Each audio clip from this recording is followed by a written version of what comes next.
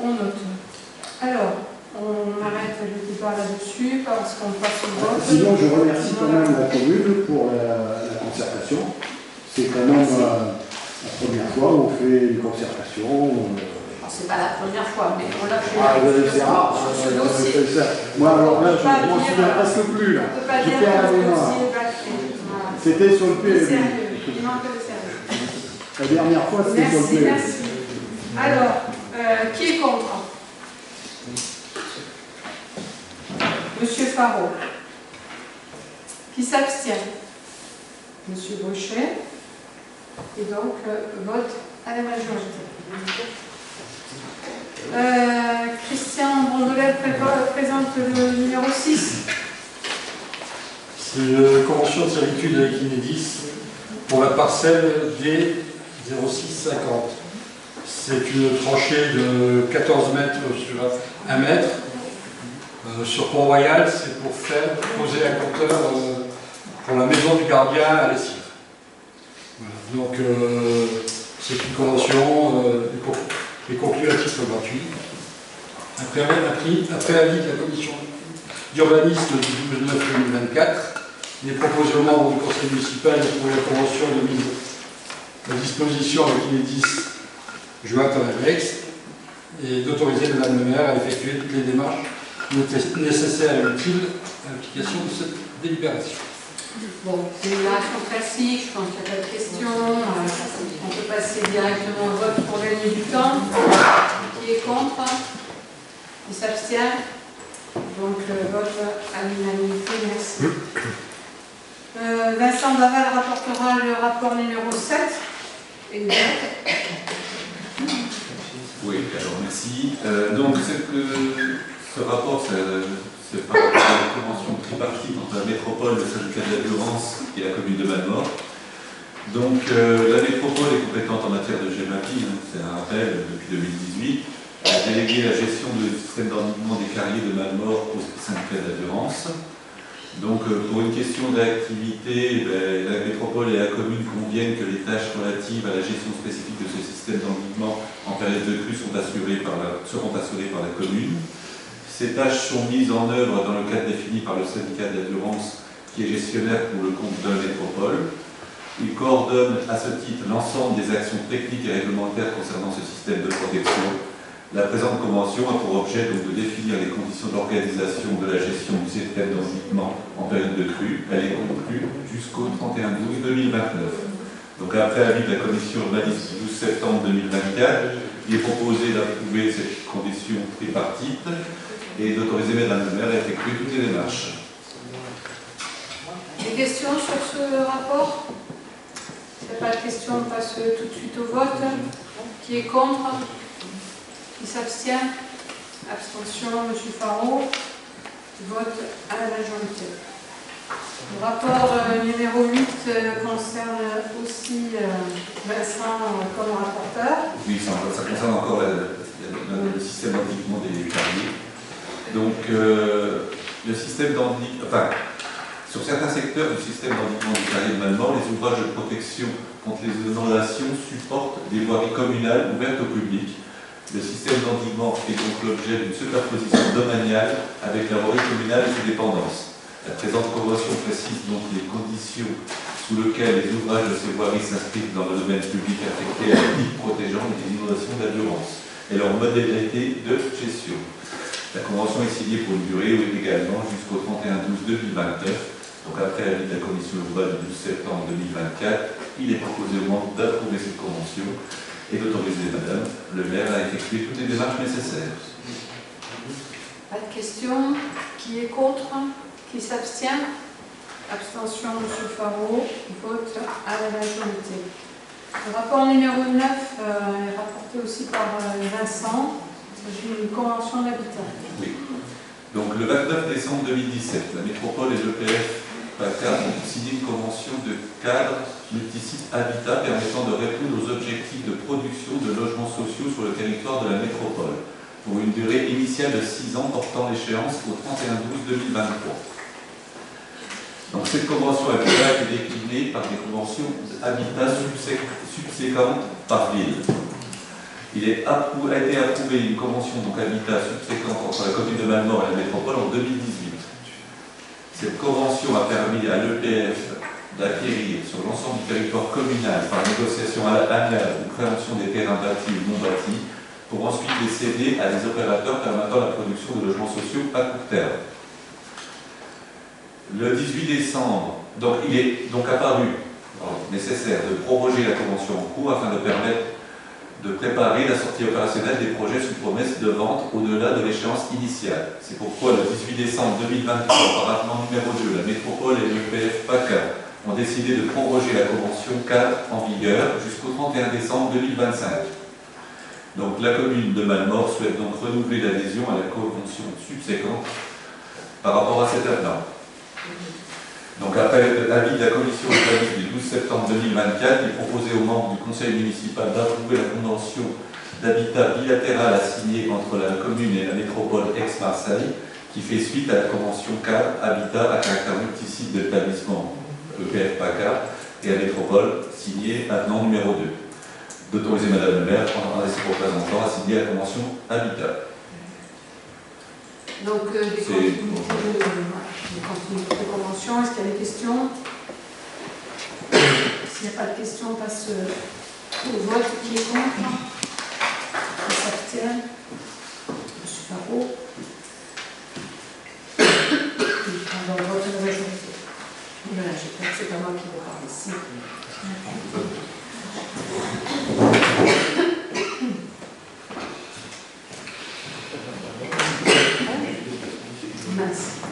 Bon, excusez-moi, je vais reprendre ma voix, si je peux,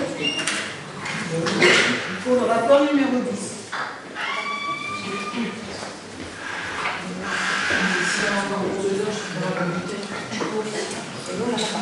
Donc, ce rapport est le recours occasionnel à la collaboration bénévole citoyenne.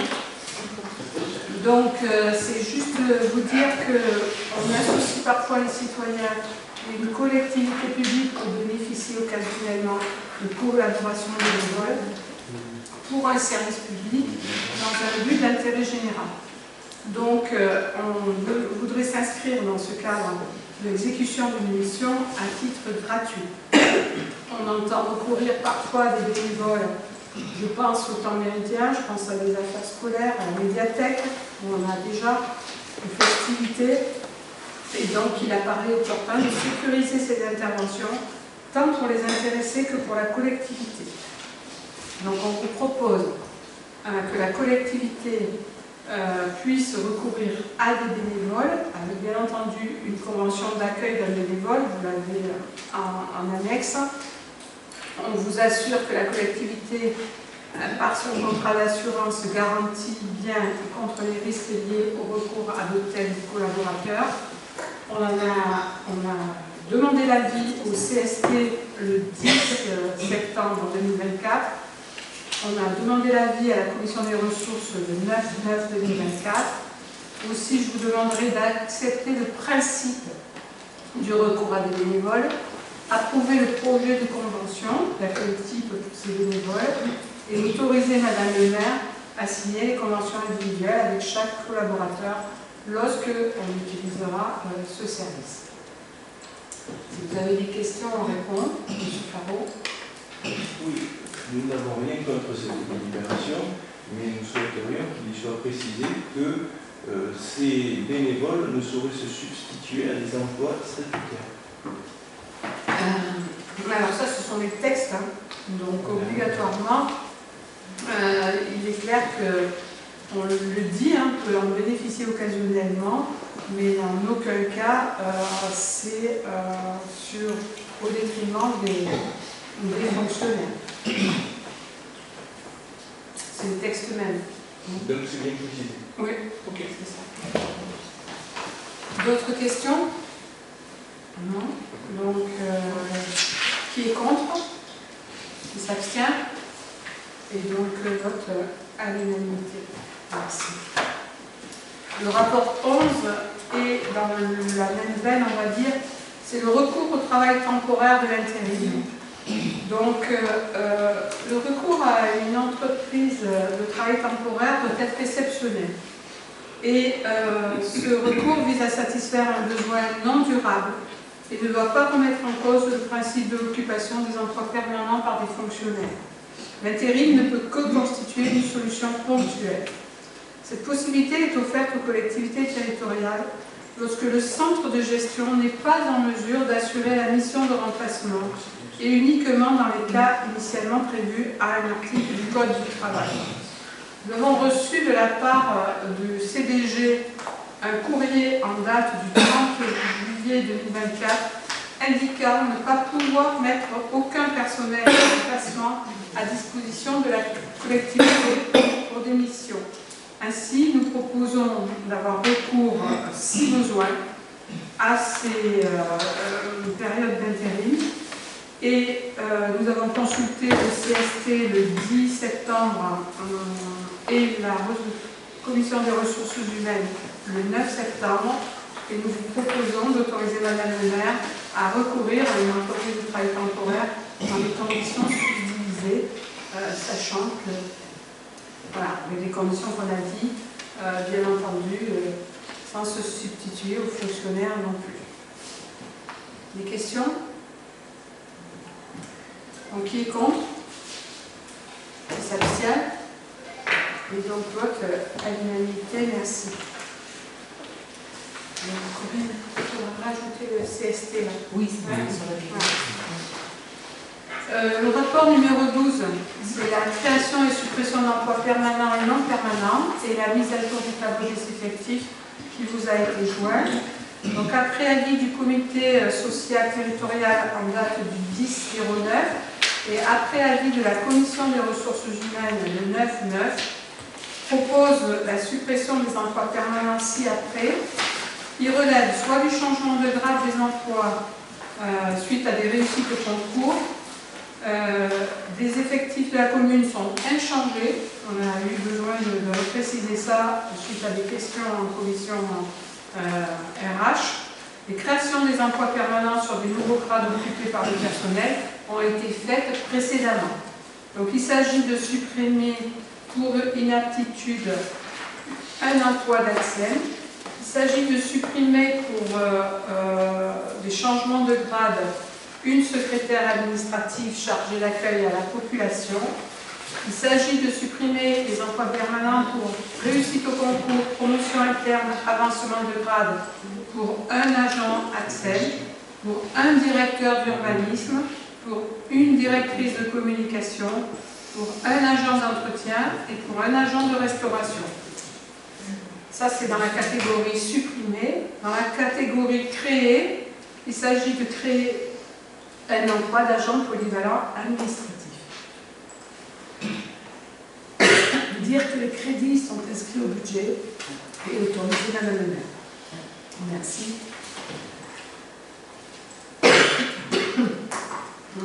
Qui est contre? Les questions? Pardon. Juste une constatation, je suis content que vous ayez, suite à l'intervention en commission, rajouté le tableau en annexe. Donc je suis content que mon intervention en commission ait servi. Pour une fois que vous dites. Bien, pour une fois que vous dites. Qui est contre? S'abstient et vote à l'unanimité.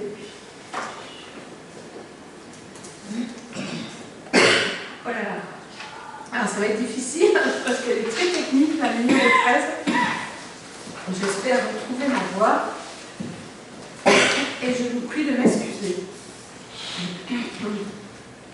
Donc, c'est l'instauration de l'indemnité spéciale de fonction, ISF, pour les agents de la police municipale. Donc, cet article était très attendu, et ce décret, puisque dans le décret du 26 juin 2024, on prend la dénomination ISFE par rapport aux policiers municipaux. Ça n'existait pas et ils étaient en IAT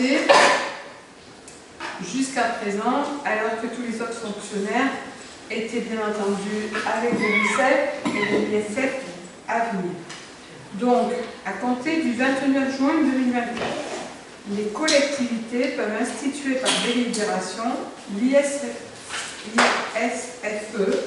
pour les policiers municipaux.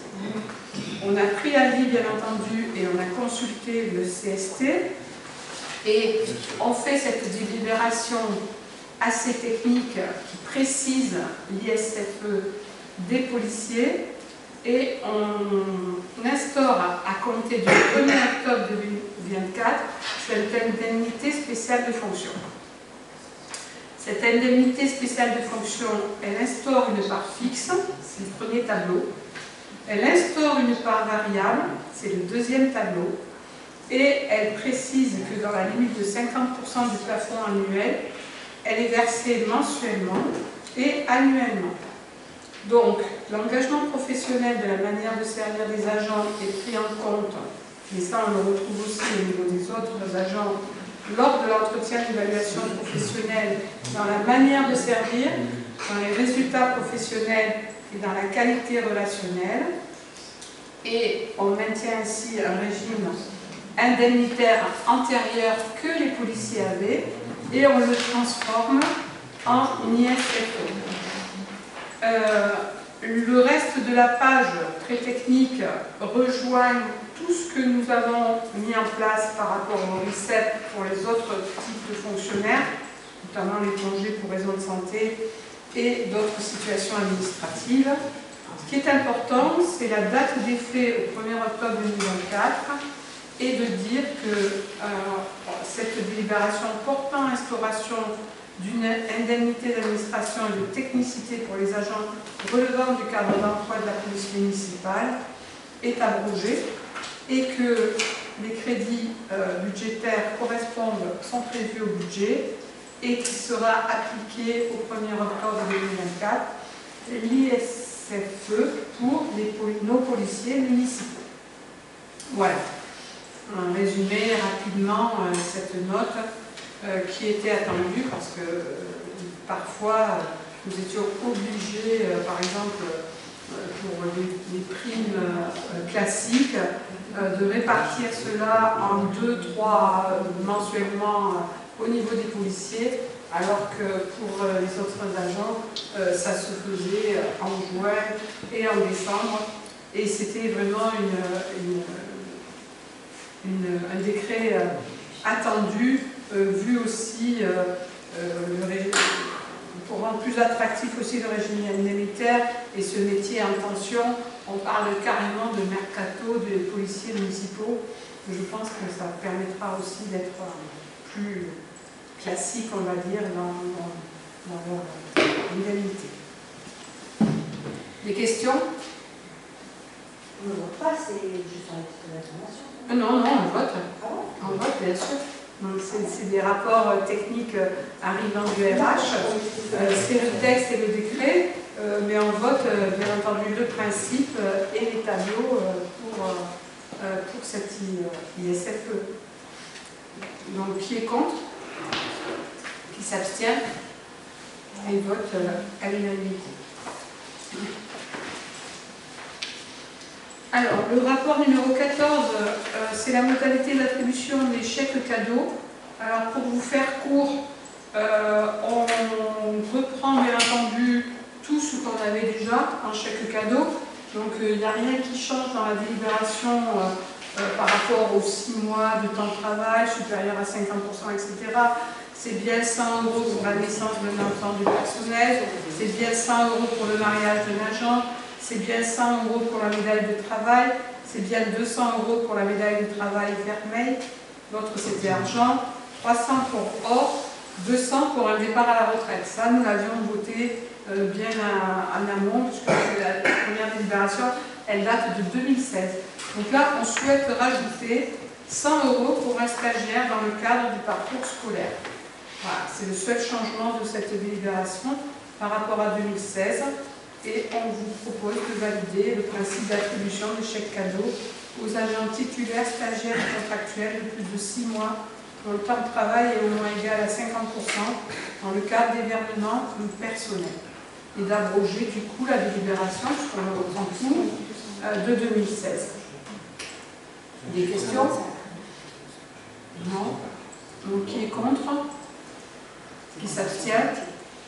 Et donc vote à l'unanimité. Voilà, on arrive donc à la fin. Peut-être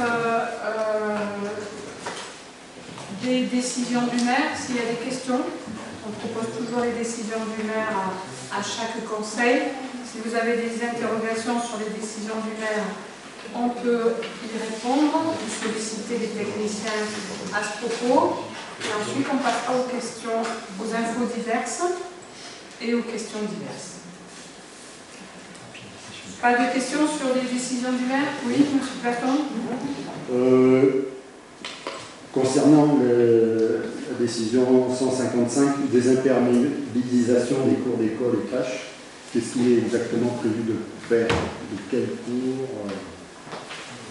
Tous les cours? Des surfaces approximatives. Oui. C'est une subvention, c'est la Une présentation subvention, de la ouais. subvention, voilà. Donc, Julien, tu peux peut-être répondre? C'est toi qui es sur Oui, mais ça, projet. c'est un dossier que tu connais bien en plus, hein, puisqu'on avait travaillé, ça concerne l'école Frédéric Mistral. Donc c'est tout le travail de désintermédiation de chaîne, de sa mise en valeur, de sécurisation des enfants, avec on enlèverait ces fameux murets en béton, on mettrait des bancs en bois. C'est juste Mistral alors? Et la crèche. Mistral et la crèche. C'était ma question, savoir si. Parce que, mais c'est un chantier qu'on attend avec impatience, évidemment. oui. Parce que la façon dont c'est rédigé, on ne sait pas si c'est une école ou toutes les écoles. Ah oui. Voilà. Et concernant les recours en justice pour défendre les permis de construire, il s'agit de quel permis de construire? Quel numéro? Alors, c'est les 181 et 182. Alors, 181 et 182.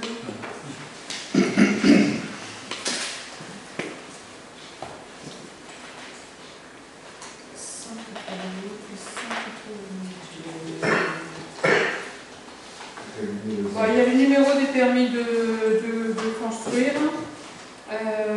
C'est le cabinet Le Sage Berguet, donc c'est la métropole. Donc j'ai pas en tête, mais à mon avis, on est sur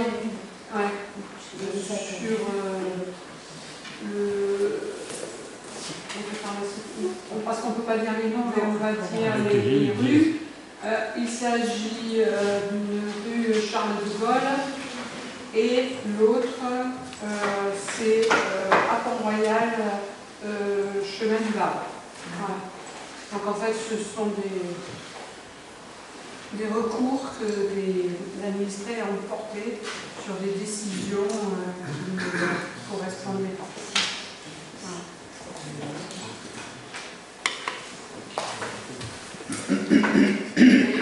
Une question sur la 158, le marché maîtrisable des non-santé. Le choix se portait sur l'anarchie à +4. Il me semble qu'on avait dit qu'on présenterait les trois, parce que c'est un concours, les trois projets et qu'on expliquerait le choix de l'architecte lauréat. Et en fait, au début de l'année, on avait voté pour le concours. C'était pas le type de marché parti, puisque en fait ils étaient tous les trois anonymés et qu'on n'était pas sur un grand oral de chaque projet. On a été sur une analyse des dossiers anonymés. Et donc on annonce le lauréat suite au jury. Suite à l'analyse, ça aurait été intéressant d'avoir cette analyse pour comprendre le choix, parce que bon, après, comme je n'étais pas associé, vu que la nature du projet et le budget, ça aurait été intéressant d'avoir le résultat comparatif des trois archives, même si c'est anonyme. Oui, mais c'était pas programmé par rapport au jury. Le jury, par contre, à l'unanimité plus une défection,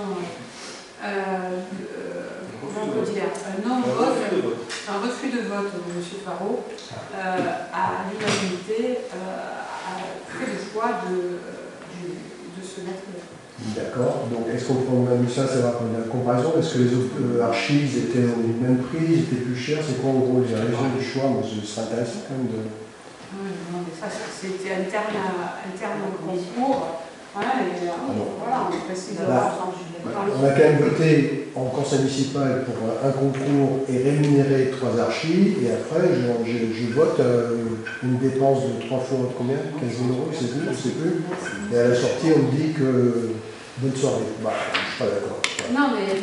Rocher, c'est parce que vous n'êtes pas dans l'instance de choix et dans le jury, c'est tout. Non, mais Vous faites c'est cette pas dans le choix, mais j'ai quand campagne. même, je suis élu, ça m'intéresse Oui, de savoir reconnaître les raisons. voilà, je peux vous dire que quand on présentera le projet de la maison de santé et à d'autres occasions où ce sera présenté, on dira clairement pourquoi est-ce que le jury, à l'unanimité, moins 1, a fait ce choix-là. Voilà. Et clairement, c'est défini pour nous, mais c'est du jury, quoi. Voilà, moi, ça aurait été Le un jury a concours choisi, je avec l'entends. 3 Maintenant, présentations. je veux dire, c'est que maintenant, c'est décidé.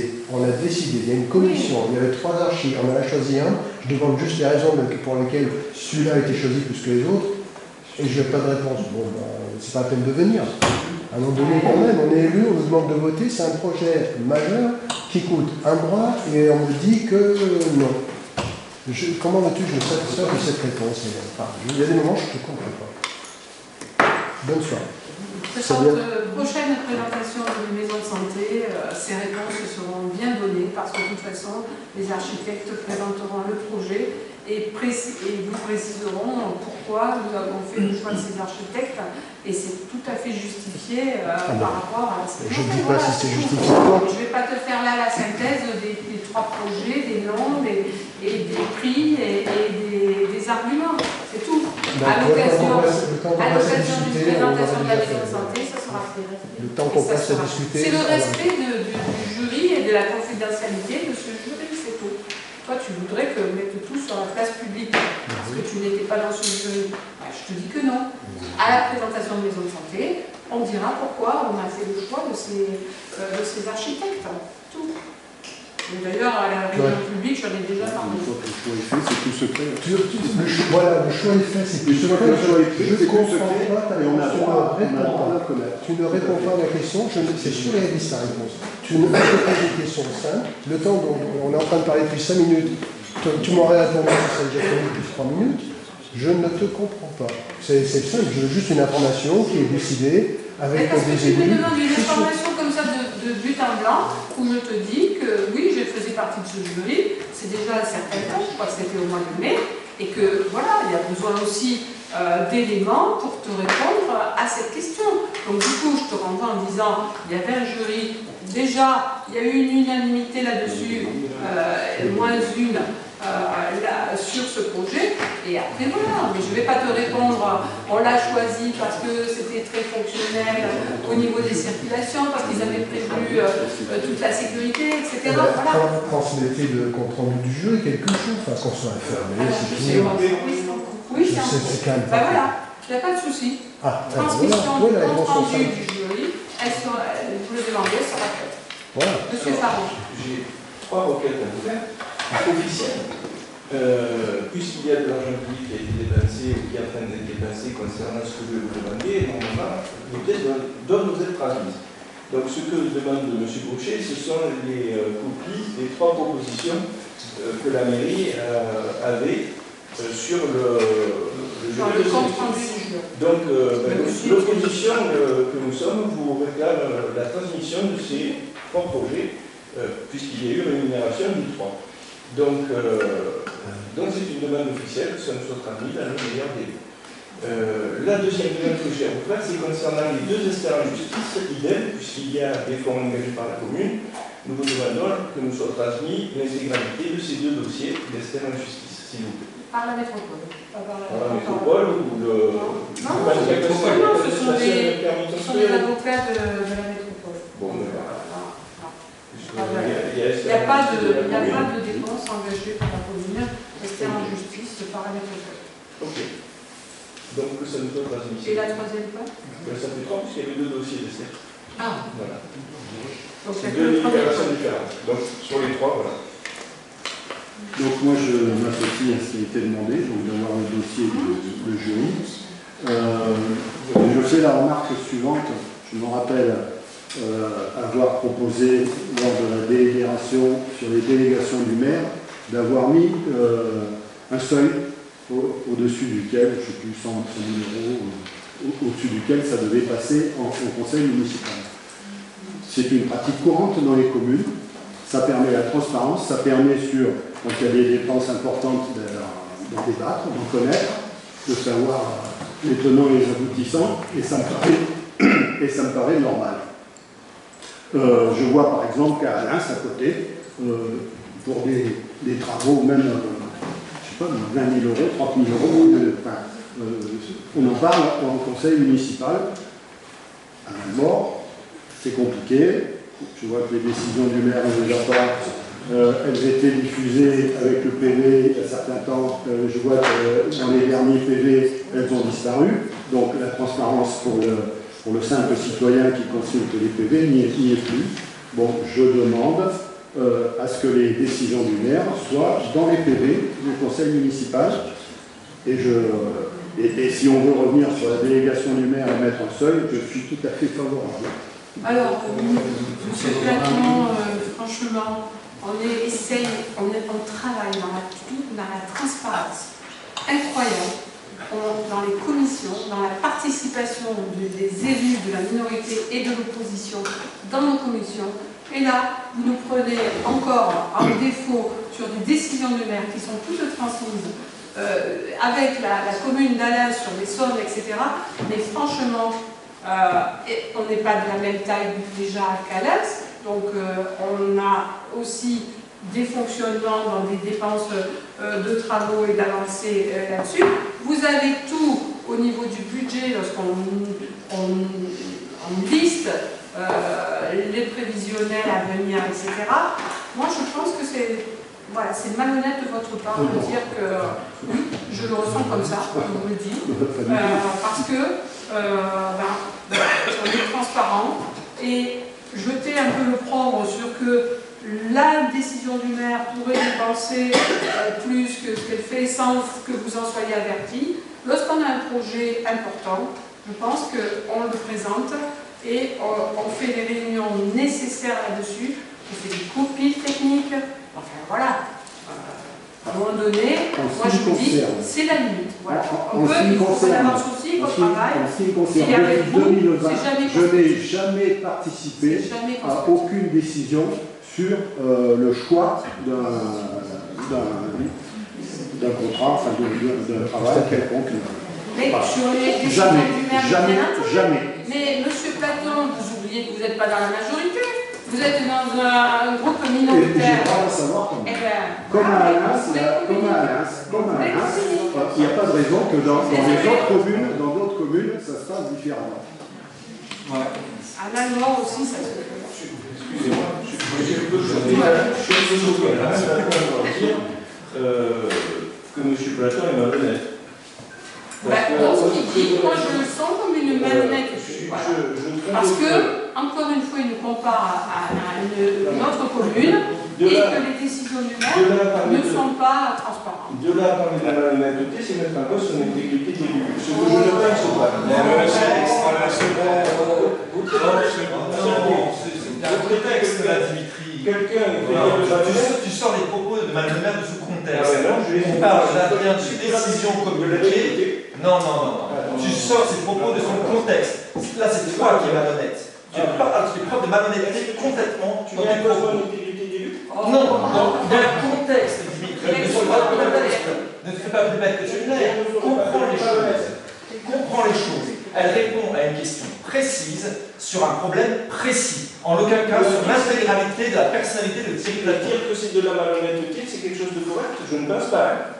Sur ce principe-là, Madame le maire ressent un décalage entre ce que dit M. Platon et ce qu'elle fait elle-même. Donc elle parle de malhonnêteté sur ce point précis. Il y a une divergence éventuellement. On a le droit de Depuis le début de ce conseil municipal, tu n'as participé à aucun débat dans sa technicité. Tu n'es fait que remettre en cause des problèmes de forme que tu interprètes pour parler. de forme. Là, non, ce n'est pas un problème. Tu as qu'à prendre la parole pour rien. Tu vas parler tout seul. Je ne vais pas parler tout seul. Tu me traites de malhonnête, je te réponds. Non, je ne permets pas qu'on me mette en cause de cette manière. En plus que M. Platon qui est honnête. J'ai la vidéo pour moi et là, tes propos sont ridicules. Je te laisse libre de te développer. On parle de malhonnêteté. Je renouvelle simplement ma demande que les décisions du maire Oui, mais les soient décisions dans le du maire, privé. elles sont dans le privé. Pas de souci, elles sont sur le site internet. Si on a pu oublier une ou deux fois, en tout cas, elles y sont. Voilà. Et c'est ça la transparence. Parce que, à un moment donné, quand je parle de malhonnêteté intellectuelle, c'est parce que j'en ai assez que vous ne soyez pas constructifs dans ce qu'on fait, parce qu'on fait le maximum au niveau de la transparence, de la participation de tous les élus à tous les projets. Et qu'en aucun cas, or, c'est pas M. Parot, et je rejoins tout à fait les élus qui se sont choqués là-dessus, et les propos de Julien Godinot, parce qu'il y aurait beaucoup à dire, M. Parot, sur ce que vous vous accaparez simplement pour l'intérêt, votre intérêt. Et pas du tout l'intérêt collectif. Qu'est-ce que vous voulez dire? Oh, ben, je pourrais parler du périscolaire, je pourrais parler des logements sociaux, je pourrais parler de la centrale, je pourrais parler de beaucoup de choses. Parce que beaucoup de choses, parce que de l'inaction, on peut en parler aussi. Hein, oh là là, de votre inaction. C'est bien, parce que quelqu'un qui fait rien d'inaction, je parle d'inaction. Allez, bon, Je ne suis pas honnête. on reste. C'est bon. Ah, c'est bon. Mais on peut en parler si vous voulez. On va rester. Je ne suis pas débattre, c'est pas le problème. Je suis pas débattre aussi, je ne maîtrise pas. Ça suffit. Je pense que voilà, c'est important aussi que il y a des choses, oui, mais il y a des choses qu'il faut dire parce qu'à un moment donné, ça dépasse les bornes. Donc je pense qu'il y a des choses qu'il faut qu'ils soient dites pour qu'elles cessent parce qu'actuellement ça ne va pas. Et on va clore le débat là-dessus. Je voulais simplement redire, pardon Emmanuel, que tu as organisé la semaine bleue du 30 au 4 octobre. Et je tiens à te remercier parce qu'il y a une belle animation. Tu veux l'aborder? D'ailleurs. Comme tous les ans, la semaine bleue des années dans les seniors, cette année c'est du 30 au 4 octobre. Le programme est différent tous les ans. Cette année, il y aura un mouvement de boule, une conférence sur le bien-être avec le CPTF. Il y a une inauguration dans le haut du village de la 4e bibliothèque de l'eau que nous avons instaurée. Elle se trouvera vers l'église. Il y a des jeux de société au foyer des écureuils. Il y a le loto également et la journée complète au lac Saint-Jean avec la pêche à la truite et un repas champêtre et le tombola à l'issue pour clôturer cette semaine bleue. Merci. Il y a des questions diverses ou pas, non? Alors, on finit les infos diverses puisqu'il y a le forum du handicap le 12 novembre et Movember le samedi 16.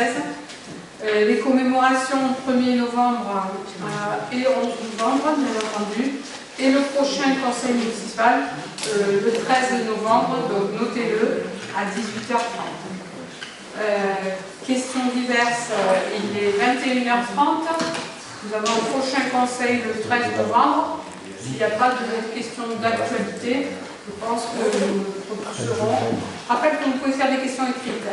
Comme ça, ça permet aussi de préparer, de plus conseiller. Et comme ça, au vu de l'attention de la séance, en tant que présidente, je préfère qu'on clôt la séance à 21h30. Merci à vous. Alors, je ne peux pas poser